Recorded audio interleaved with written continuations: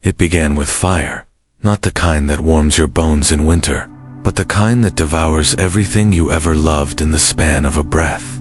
Rennard's forge had once been the heart of a bustling village on the edge of York, hammering steel for farmers, soldiers, and once, even a knight.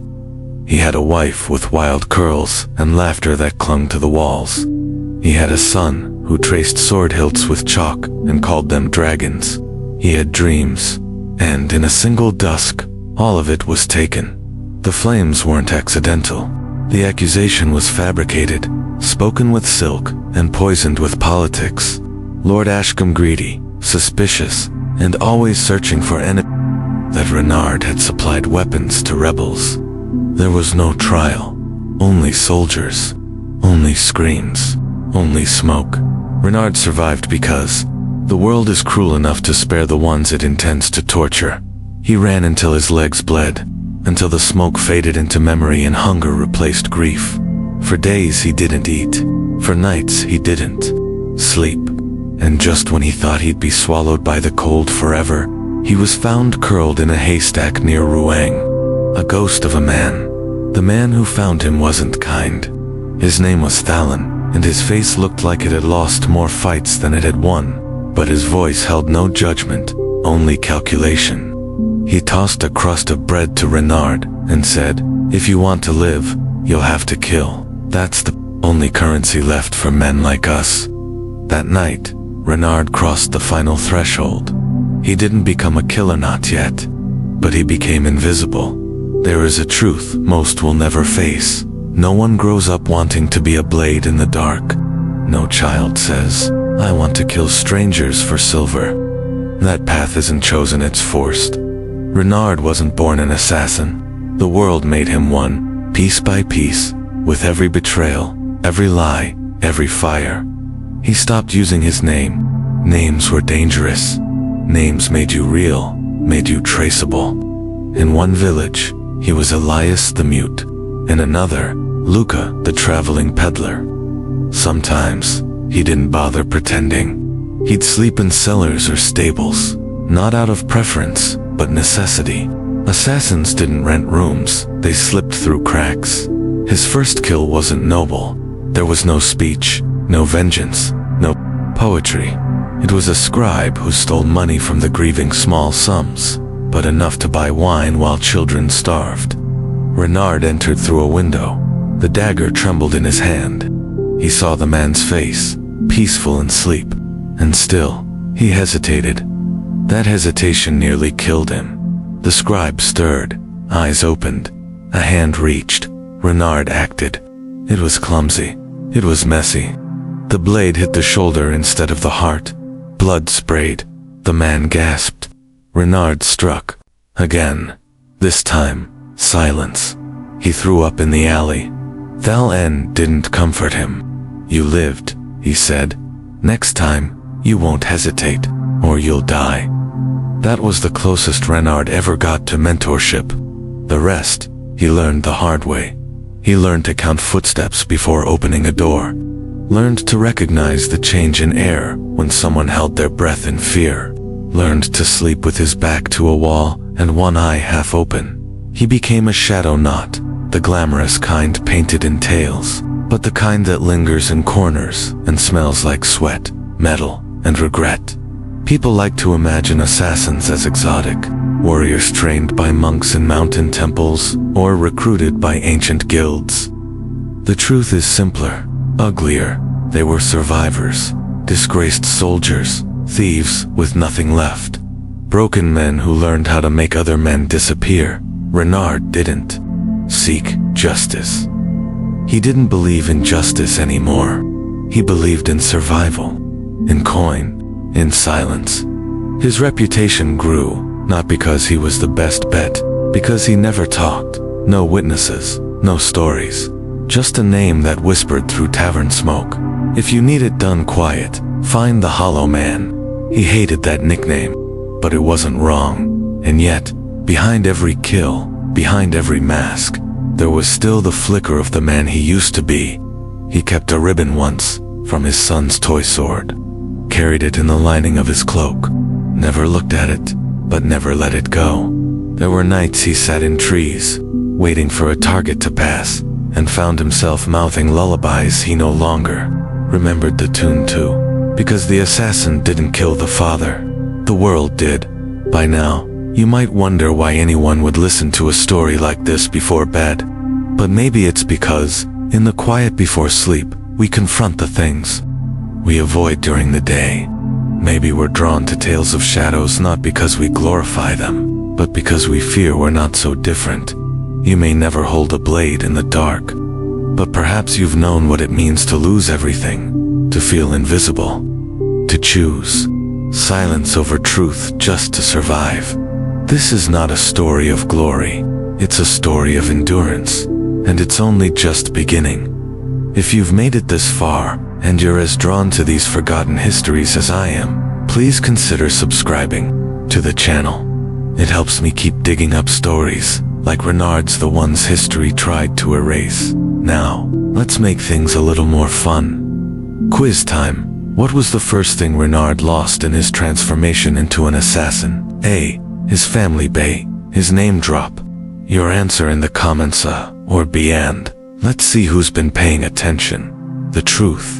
You'll find it in part 2. Under the cover of moonlight and fear, Rennard learned to kill not in the clean lines of soldierly precision, but in the chaos of consequence. There were no manuals, no instructors, no formal codes of honor to follow. The world was his classroom, and every mistake came with bruises, broken ribs, or blood on his hands, his or someone else's. His education began on the jagged cliffs of northern Wales, where a minor nobleman had made a sport of terrorizing the surrounding villages. The locals whispered his name with dread, too afraid to revolt, too beaten down to hope. A name like that eventually made its way through desperate lips, across shadowy borders, and into the hands of men who dealt in vengeance. That's how it landed on Thalen's table and then into Rennard's reluctant grasp. Rennard had only taken one life at that point, and that alone had nearly unraveled him. But the hunger in his belly, the cold gnawing at his bones, and the quiet reminder that he had nothing left to lose, all of it conspired to push him forward. He didn't ask who the nobleman was. He didn't ask what he'd done. He just followed the instructions Thalen offered like scripture. Watch first, act second, disappear third. For 6 days, he lay hidden in a rocky crevice overlooking the manor, his body pressed against damp stone, wind carving lines of frost across his cheeks. He watched how the guards changed shifts at dawn and dusk. He noticed how the kitchen servant snuck away to the stables in the afternoon for a secret liaison. He traced the routines like a pattern stitched into fabric, unraveling where it frayed. The first night he acted, he climbed the ivy up the manor's south wall, chosen for its cracked window just wide enough to slide through. It was supposed to lead to the noble's chamber. Instead, it opened into a child's bedroom. Rennard stood frozen at the threshold, the dagger heavy in his hand. A boy, no older than his own son would have been, lay sleeping under furs. A toy soldier still clutched in his small hand. Rennard backed away, his breath caught in his throat, guilt anchoring his feet like stone. He didn't sleep that night. He never forgot that boy's face. On the second attempt, he found the right window. This time, the blade moved with certainty. The noble never opened his eyes. The job was silent, and in many ways, that silence haunted Rennard more than any scream would have. There was no applause, no recognition, only cold satisfaction from Thalen, who said, "Now you've earned your silence." Rennard didn't know what he meant at the time. Later, he would understand. Every lesson afterward came at a cost. In Calais, he mistook an ally for a guard and left a young smuggler bleeding in an alley. In Aragon, he nearly poisoned himself while mixing belladonna with wine meant for a merchant. In Bruges, he trusted a courier who was followed. Thalen bled out that night, whispering curses and secrets as his life drained into the dirt. Rennard buried Thalen beneath a hawthorn tree, far from any road, with no marker but a single stone scratched with 2 words. He warned. There was no ceremony, just silence and the weight of inheritance. Alone now, Rennard grew colder, sharper. He no longer spoke to those who hired him. He learned to read lips instead of letters, to measure steps by the creak of wood rather than eyesight. His hands no longer trembled. His eyes learned to see everything: the shift of a boot, the flicker of fear, the twitch of deceit. He killed, without pride, without cruelty, just necessity. Sometimes it was for silver, sometimes for food, once for a winter cloak. The people who died under his hand were rarely innocent, but he stopped asking if they were guilty. That part of him, the one who wanted to know the story, died somewhere on the cliffs of Wales.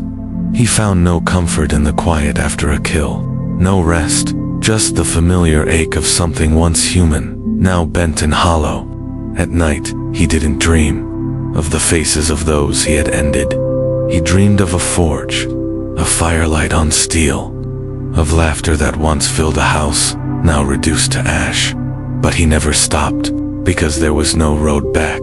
And each step forward, each mission, each survival wasn't a climb toward redemption. It was a descent, a deeper, colder descent, into the brutal university of the unseen, where the only diploma was the echo of your name disappearing from the world. It wasn't just about the kill. It was about getting close enough to make it happen and surviving the moments after. That was the unspoken truth Rennard had learned. Being an assassin wasn't about wielding a weapon. It was about making yourself a weapon, and that took more than steel. At first, Rennard had believed that a blade was enough, that a sharpened edge and steady hand would grant him control in a world that had ripped everything from him. But steel could snap, poison could backfire, and fear could make your fingers freeze just long enough to die. So he adapted, invented, improvised, because the world didn't train him. And no one was coming to save him if things went wrong. In the frost-bitten corners of forgotten villages, he began collecting not just tools, but possibilities. He would break apart farming scythes to reshape them into serrated knives. He ground down old nails into makeshift lockpicks. He used bone fragments, human or animal. It didn't matter to fashion spikes small enough to conceal beneath his collar. In one town, he watched a tailor fix a hem and stole her thimble, later sharpening it into a tiny point he could hide in his boot. There was no such thing as just an object. Anything could be deadly in the right hands, and Rennard's hands had long stopped hesitating. He developed an obsession with silence, not just in movement, but in methods. He carried beeswax in small lumps to soften hinges, fine ash to trace steps, and detect if someone had followed him into a room, horsehair tied to door frames to reveal a break. He once emptied a vial of oil onto a stone stairway just before fleeing. A brothel 10 guards slipped in the dark as he vanished into the streets. The blade, however, remained his companion, but even that evolved. His original dagger, hastily bought and poorly forged, had nearly gotten him killed. So he learned to forge his own again, just as he once had, before everything burned. In secret corners, he worked by candlelight, shaping blades with curved handles that molded into his palm, grooves that could be smeared with poison, and tips strong enough to pierce chainmail. The act of forging was the only ritual left from his old life. The hiss of cooling metal brought back the ghost of peace, but the blade it birthed only knew blood. Poison was a craft he stumbled into out of necessity. In the back alleys of Marseille, he watched a street herbalist crush mushrooms into a red paste. Rennard traded a silver tooth for a list of recipes, then began testing on rats, birds, and once, accidentally, on himself. He discovered too much monkshood could cause hallucinations. He learned that even clean water could kill if it sat with the right roots long enough. His deadliest mixture was a thick, black syrup made of nightshade and crushed berries, hidden in a ring with a false stone. It only took a drop. Sometimes it worked instantly. Sometimes the victim suffered for hours. Rennard never flinched either way. Disguises became an art of equal importance. Not only clothing, but scent, voice, posture. In Venice, he pretended to be a mute chimney sweep. In another village, he shaved his head and walked with a limp, leaning on a carved cane. He once rubbed nettles on his face to mimic a rash, just so a noble's guard would turn him away as diseased. He learned how to age himself with soot under his eyes, how to walk like a priest, how to cry on command. It wasn't just about hiding, it was about becoming forgettable, because forgettable men didn't raise alarms. Forgettable men passed through locked gates and nodded at guards who never remembered their faces. The more elaborate his work became, the more isolated he felt. He couldn't share these tricks with anyone, couldn't afford trust. Every new tool he created, every method perfected, distanced him further from the man who once dreamed of a quiet life behind a forge. Each clever invention that helped him live another day came with the quiet cost of loneliness. And the irony was this: for all his weapons, for all his preparation, the deadliest tool he ever carried was desperation. It was the hunger in his bones when he hadn't eaten for days, the ache in his chest when he stood before someone who reminded him of his former life and still had to do what needed doing. Desperation sharpened him, hardened him, made him dangerous. He didn't think of himself as clever or strong. He thought of himself as unwilling to die just yet, and that was enough. Because in this cruel world, filled with locks that could be picked and hearts that could be poisoned, survival belonged not to the fastest or the strongest, but to the one who refused to give up, who kept adapting, and who knew that sometimes the most important weapon wasn't the blade in your hand. It was knowing how to vanish before the blood had cooled. There was a time Rennard believed that hiding was a temporary state, that he would one day shed the masks, return to himself, and reclaim whatever name or life was left. But as the years passed and disguises became routine, he realized something far crueler. The longer you wear a mask, the more it shapes you, until one day, you're no longer sure which version is real.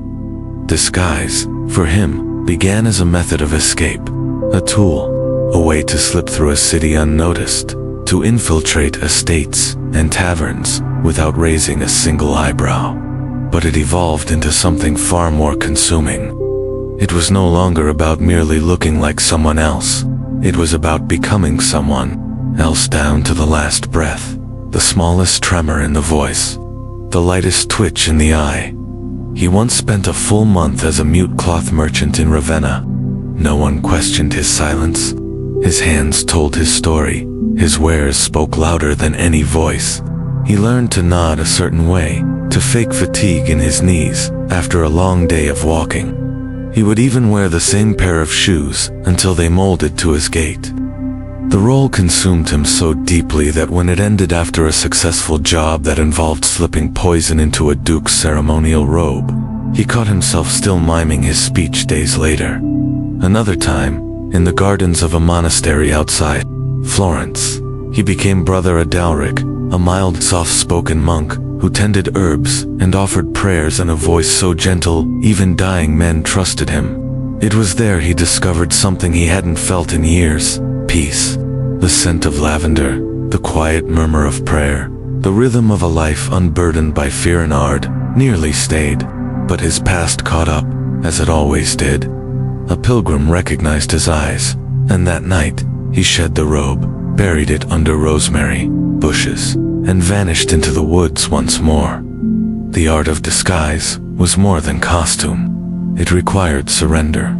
He studied body language with the intensity of a scholar, memorizing how a cobbler scratched his beard when confused, how a widow dabbed at her eyes, even when she wasn't crying. He would spend days in taverns, not for drink, but to watch, to learn, to steal mannerisms, the way a thief steals coin. But there was a price. The deeper he went into each persona, the further he drifted from himself. There were mornings he couldn't remember what his voice sounded like without an accent. Nights he forgot if the scar on his cheek was real or part of a disguise. Mirrors became strangers. Names became ash. And sometimes, when he awoke suddenly from a nightmare, He didn't know which version of himself had been dreaming. He had a method for creating each identity ritualistic, almost sacred. First, he would sit alone with a candle and write a brief biography for the person he would become. Birthplace, profession, fears, hopes, a favorite childhood memory. He rarely used the paper again, but the act rooted the character in something human. It gave the mask warmth, conviction. That was what people noticed. That was what made them trust him. Trust, after all, was the assassin's greatest weapon, and nothing earned trust faster than vulnerability. He would make people laugh, confide small secrets, give them something that made them feel superior, like they were the ones observing him, not the other way around. In truth, he studied every twitch, every glance, storing it all for the inevitable moment when they would look at him and see someone else entirely. There was one assignment that tested the limits of even his best disguises. In a town nestled deep in the French countryside, Rennard became a traveling healer. A child had fallen ill, and the villagers believed it to be a curse. He treated the child not with magic, but with boiled herbs and rest. She survived, and her mother wept into his chest, calling him a miracle. It should have been simple: kill the local magistrate, slip away before dawn. But after the child recovered, Rennard hesitated, not because he couldn't do the job, but because, for the first time in years, he saw what his life might have been. He stood at the edge of the magistrate's estate, with the knife already drawn, and lowered it. He walked away. The next day, bounty posters with his sketch appeared across the town. Someone had spoken. He never knew who. Maybe the child's mother, maybe the magistrate's spy. Either way, he fled, a target once again. From that moment on, he no longer believed in return. There would be no moment when Rennard, the assassin, could become Rennard the man again. His face belonged to no one. His name was just an echo, and his disguises, though crafted from desperation, were now his truest companions. Sometimes, late at night, when he passed through a garden or smelled lavender on the wind, he thought of the monk, of the cloth merchant, of the healer, not as roles, but as ghosts of lives he almost lived. But the ghost that haunted him most wasn't any of them. It was the one that asked, if you become everyone, are you still anyone? There was a silence in the way people asked for death.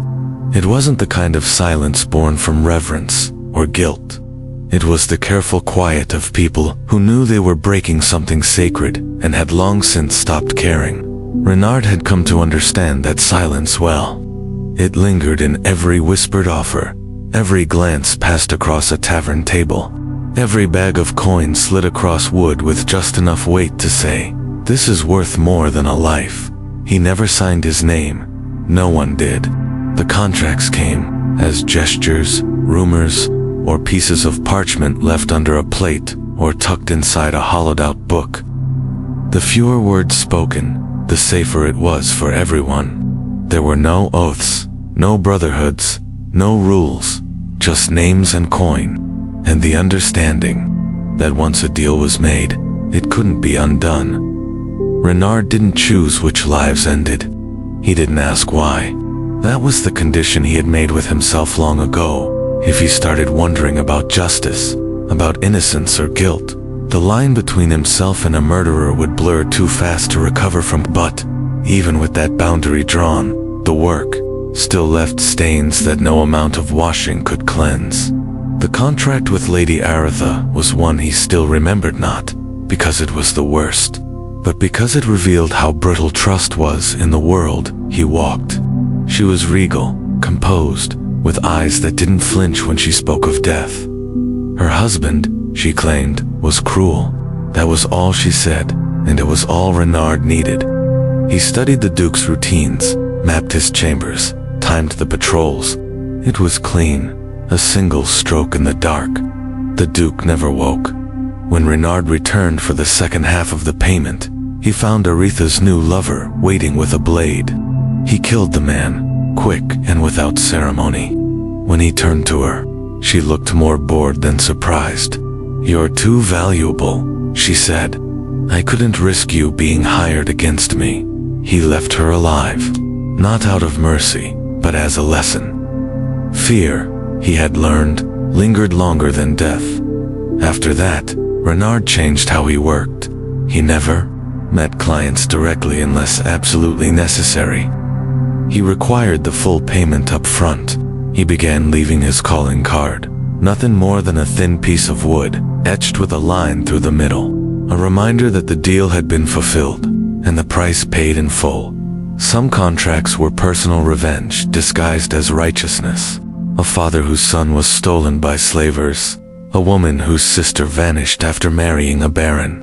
These jobs were always soaked in sorrow, the kind that stuck to Rennard long after he disappeared into the next town. Others were transactional, political, cold. A rival merchant, a blackmailer, a loudmouth noble who had said the wrong thing in the wrong room. Those jobs felt easier, but they weren't. Every life ended the same way, in silence, and silence has a weight.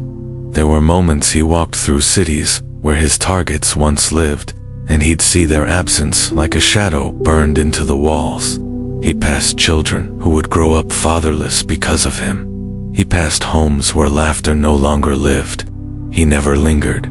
He never apologized. But the guilt was a quiet thing, crawling under his skin, whispering that even the right contracts had consequences. One contract nearly ended him. The name was Thorn of Inverness, a minor knight with rumored connections to rebel factions. It was a trap. The moment Rennard entered the estate, the doors slammed shut behind him. Soldiers filled the room. There was no exit, no easy fight. He fled through a window, slicing open his ribs on the glass, vanishing into the river below, with blood in his throat and iron in his lungs. For days, he drifted in and out of consciousness, in a shepherd's hut, the man too kind or too scared to ask who he was. Rennard left behind a single silver coin, not for the man, but for the debt he felt. That was the only way he could balance the scale anymore. With silence, with symbols. The contracts never stopped, even when he wanted them to. They arrived through strangers, scrawled in code, passed through hands he would never know.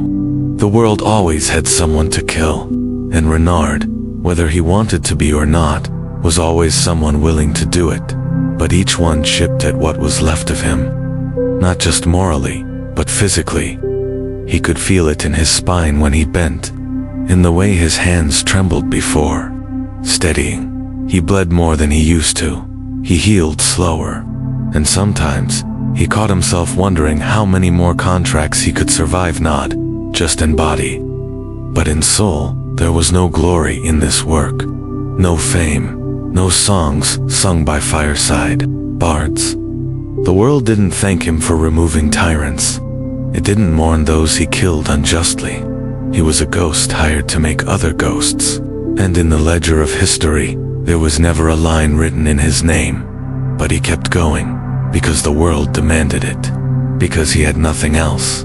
Because silence, for all its weight, was still lighter than the screams of a past he couldn't return to. And because he was beginning to understand that death given not received was the only currency the world truly respected. There was a peculiar kind of silence that followed Rennard wherever he went. Not the absence of sound, but a silence that lived inside him. A silence that thickened the air, crept into his lungs, settled behind his eyes. The kind of silence that made even laughter feel distant, like echoes from a life he could no longer touch. This silence was not born from solitude. It was born from the weight of a life spent killing and hiding, again and again, until the world felt like a dream, viewed from behind glass. At first he thought the darkness would fade, that if he survived long enough, fulfilled enough contracts, paid back enough suffering to a cruel world, something inside him might lighten. But the longer he lived, the heavier everything became. The memories didn't go away. They grew louder, louder in the quiet. Louder when he stopped moving, sleep became treacherous. Every night, his mind dragged him back through the blood he tried to forget. He would wake gasping, sometimes shouting. Once, he almost slit a stable hand's throat. In his sleep, mistaking the touch on his shoulder for a guard's ambush. After that, he slept with a knife tucked under his back, its edge against his skin an anchor to keep him present, to remind him where he was, who he was. He stopped drinking, stopped eating food he hadn't watched, being prepared, paranoia, they called it. But to Rennard, it was preservation. He had watched friends, if one could call them that, choke on poisoned bread, or collapse in alleys they thought were safe. He had seen betrayal from faces that once smiled warmly. Now, every face was suspect. Every hand near his was a threat. He learned to trust only silence. Silence never lied. He began to talk to shadows. It was subtle at first, murmur here, a question there. He didn't expect answers, but it helped fill the void. The shadows became companions of a sort. At least they stayed. At least they didn't ask for anything. They didn't bleed. They didn't vanish. But the cost of his profession wasn't only fear, it was disconnection. There came a moment he didn't know when exactly, when he realized he no longer missed the life he lost. Not because it didn't hurt, but because it felt like someone else's story. A blacksmith, a father, a man who once had hands that built rather than destroyed. That man was gone, and Rennard had lived in the skin of his replacement for so long. He could no longer remember what warmth felt like. He had tried, once, to reclaim something of his humanity. In a monastery far from any road, nestled in hills wrapped with morning fog, he posed as a mute laborer. He worked the fields. He prayed with the monks. For 3 months, no one questioned his presence. The rhythm of life was simple. For a brief time, his dreams quieted. But a child, just a curious child with charcoal and paper, drew his face during morning prayer. The sketch was left on the altar. He saw it and knew immediately. Eyes remembered. Eyes betrayed. That night, he burned his robes and fled into the rain. He never looked back. He started carrying 2 blades after that. One for others, one for himself, not out of weakness, but choice. If the day came when the silence became too loud to bear, when the shadows turned against him, he would choose the moment. He would not be dragged into the dark by someone else's hands. The hardest part wasn't the fear, the guilt, or even the loneliness. It was the absence of purpose. He killed because it was what he did, because it was all he knew. But he had long since stopped believing it mattered. The men he eliminated were replaced by others. The coins spent on food or shelter disappeared in days. Nothing lasted. No one remembered. He wandered from city to city, village to village, not as a man on a mission, but as a ghost who hadn't yet figured out he was dead. People would pass him on the street without a glance.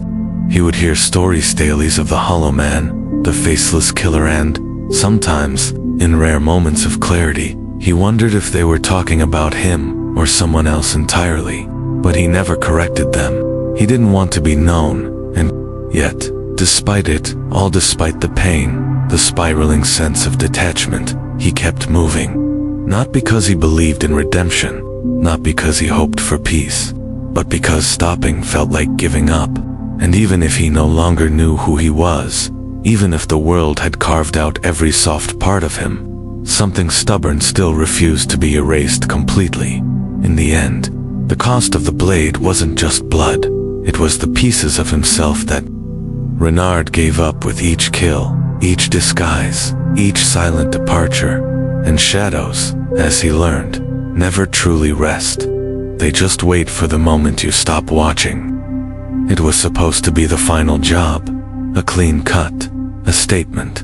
Rennard had accepted the contract not for the coin, but because of the name, Baron Trestle, a man whose cruelty echoed through the markets and alleyways of Dover like the toll of a cracked bell.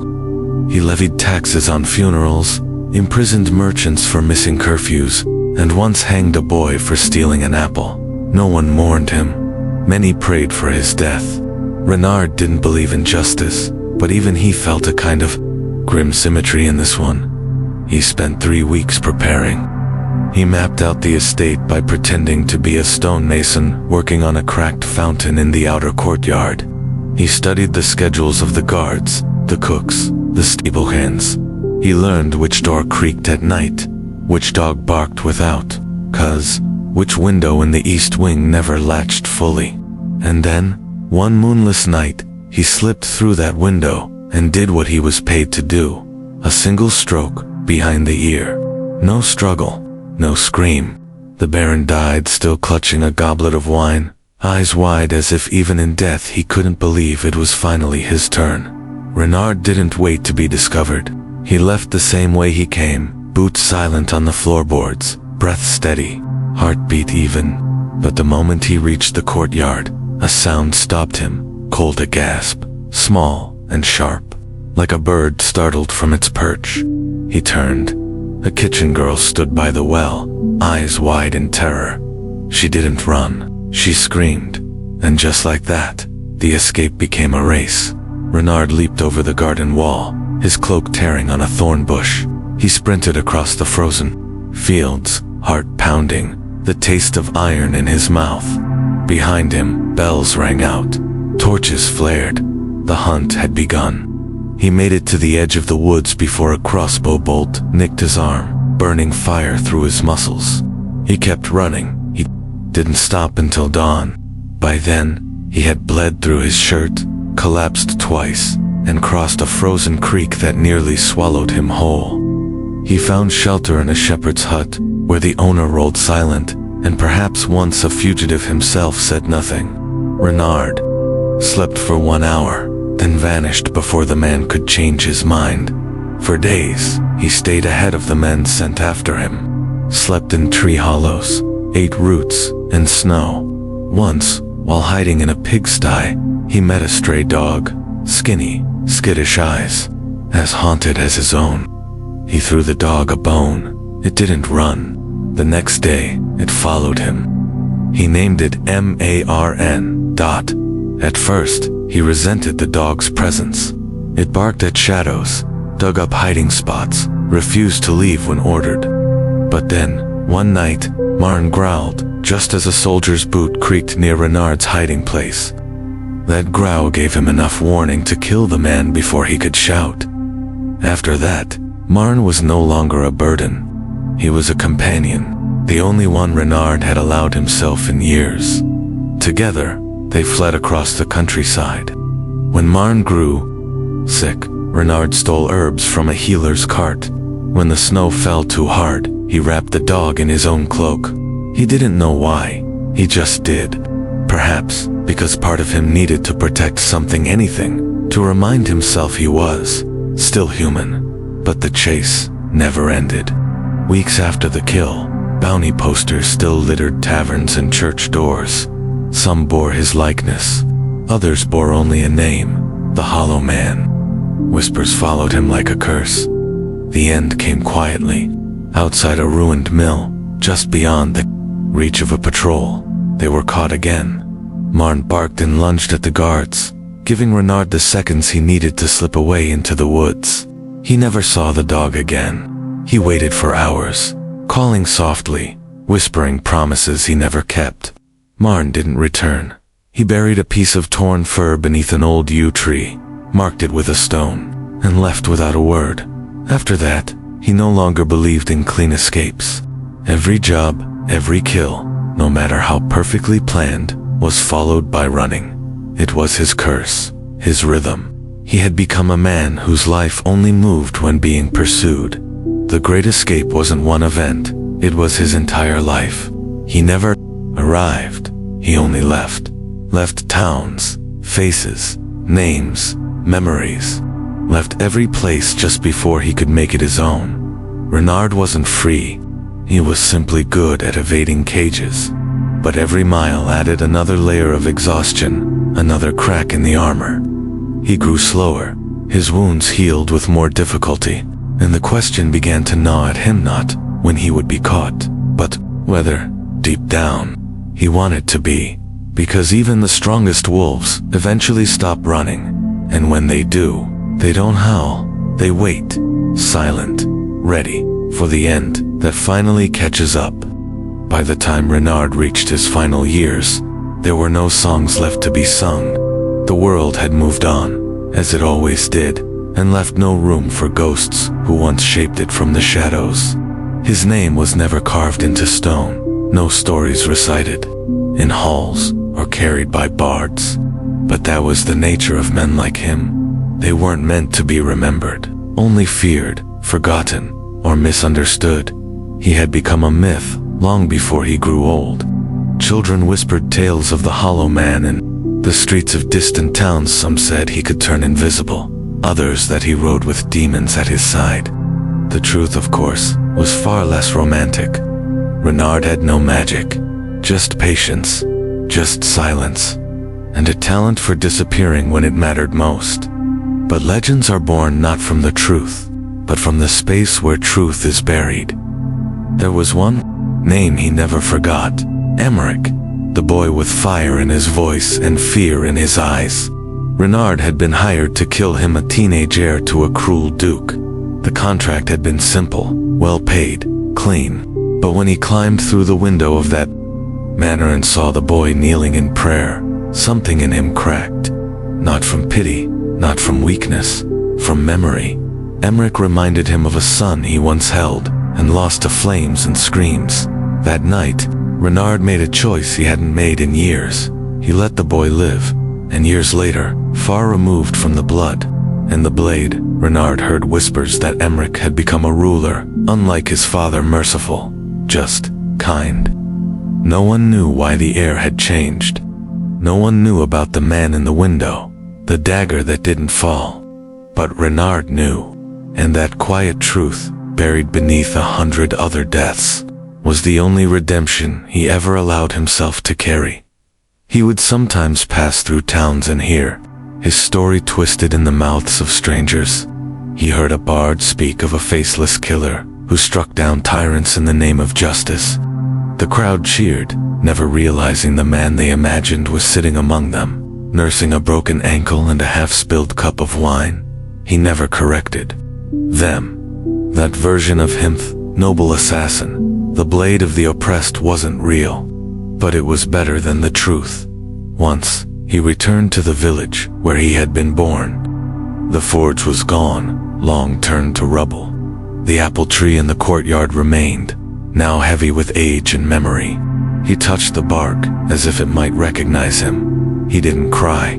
He had no tears left. But he stood there until night fell, listening to the wind move through the branches like an old voice calling him home. There was no one left to tell. No one to warn that the cost of a life lived in shadows wasn't just isolation, it was erasure. His legacy wasn't inked in books or etched in monuments. It lived in the pauses between breaths and the hesitations of tyrants who feared a knock on their door might be their last. It lived in the stories told by frightened men to their sons, warning them not to grow too cruel, lest the Hollow Man come in the night. But even those stories faded, and in time, so did he. No funeral was held. No grave marked his resting place. No mourner wept over a name they had never truly known. But perhaps that, too, was fitting. For a man who had spent his life ending others in silence, it made sense that silence would greet him at the end. And yet, legacy is a strange thing. It doesn't always wear a crown or ride on banners.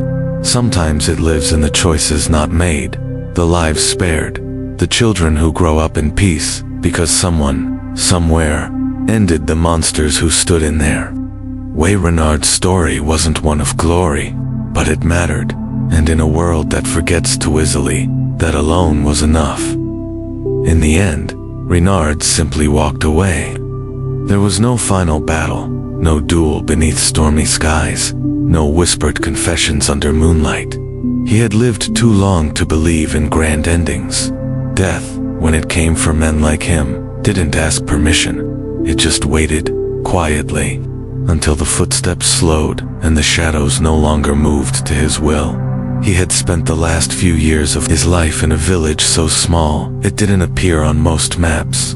A quiet place near Siena, surrounded by olive groves and low, crumbling stone walls. There, he called himself Luca, a healer, retired from the world, with hands that trembled, not from fear, but from time. The villagers saw an old man with tired eyes and a gentle smile. Someone who grew herbs and told stories to children beneath the fig trees. No one suspected that the hands that now tied lavender bundles had once slit throats in the dark. No one asked why he always sat with his back to the wall, or why he never drank from cups he hadn't filled himself. In return, Rennard gave them kindness. Small ones, but honest. He mended a boy's broken leg, helped a widow rebuild her roof after a storm. He never took payment, just silence. It was the only thing he trusted. And for a time, the world left him alone. But the past has a way of reaching even the quietest corners. One day, a stranger arrived. He wore a clean coat and carried questions that were too careful. He lingered at the tavern but drank nothing. He watched, always watched. Rennard recognized him instantly, not the face, but the purpose. Assassins knew their own. That night, Rennard didn't run. He packed a small satchel, some dried bread, a piece of charcoal, a faded ribbon from another life. He left his tools behind, his blades buried beneath the garden's rose bushes. He wrote a note and placed it on the door of his small cottage. It read, "To the man sent to kill Muir, late. I've already gone." He walked into the forest just before dawn. The path was familiar, even though he'd never taken it before. It led upward, into the hills, into the mist. He didn't look back. There was no one left to wave to, no name to reclaim, no score to settle. Some say he died that morning, alone and unseen, beneath a cypress tree with the sky growing gold above him. Others say he walked until his feet no longer touched the ground and the forest swallowed him whole. But no body was ever found, no cloak, no blade, just an old satchel left beside a stream with a ribbon curled like a sleeping serpent inside. The villagers whispered about him for years. Some believed he was a prophet, others a ghost. Children made games of spotting him in the trees. But eventually, even those stories faded, and so did he, because that was always how it had to end. Not with a legacy carved in stone, but with disappearance. A vanishing so complete that not even the wind could say which direction he had gone. But maybe that's how peace arrives, not as a reward, not as a redemption, but as an absence. The weight finally lifted. The blade finally sheathed. The silence, no longer an enemy, but a companion. Rennard, the hollow man, the unseen blade, the shadow that whispered in tyrants' dreams. He didn't die in fire or violence. He simply stepped beyond the edge of the story. And when the last leaf fell from the olive tree that year, no one noticed. But somewhere, in a corner of the world that doesn't have a name, the air still holds his last breath, and it's quiet, at last. The story of Rennard is not just a tale of blades and shadows. It's a long, painful, and deeply human portrait of what happens when a man is pushed to the edges of his own morality, stripped of everything he loves, and forced to survive in a world that never once offered him safety or peace. From the moment the flames devoured his home in York to the final disappearance into the mists near Siena, Rennard's life unfolded like a long slow unraveling, soul frayed by grief, duty, and the unrelenting weight of silence. He wasn't born a killer. He didn't seek vengeance for glory. He didn't chase death like a martyr. Rennard was, above all, a survivor. Every decision he made, every life he took, every disguise he wore was a desperate move in a game rigged against him. And yet, in that desperation, we witnessed something extraordinary. Not the power to destroy, but the quiet persistence to keep going, even when he was broken. Even when the costs seemed too high. Rennard's story was not about justice. It wasn't about heroism. It was about endurance. And maybe that's what makes his journey resonate so deeply, because deep down, we all know what it means to lose something precious, to feel the world turn cold, to be forced into choices we never imagined ourselves making. He just lived it louder, in darker alleys and bloodier silence, but hidden within that shadowed path were moments of humanity that refused to be extinguished. A ribbon kept for years, a dog he fed and carried through snow, a child he spared, an old woman's roof repaired. These weren't grand gestures, they were proof that even when a man is consumed by the darkness, he can still choose light. Even when no one sees, even when no one will ever thank him, he can still choose to protect something, even if it's just for a moment. He was a ghost in the eyes of the world, a whisper, a warning, a myth. But to those few he touched without them ever knowing his true name, he was mercy. He was a final act of quiet kindness in a world that had forgotten how to be kind. And isn't that a kind of legacy? Not the songs, not the monuments, but the absence of cruelty where cruelty once reigned. The boy who grew into a fair ruler. The village that kept breathing because the tyrant fell. The fields that grew again after silence replaced oppression. That's what Rennard left behind. Not a gravestone, but peace. So what can we, living in the brightness of the modern world, take from the life of a man who lived entirely in the dark? First, we learn that survival doesn't always look noble. It's messy, it's quiet, it doesn't always earn applause.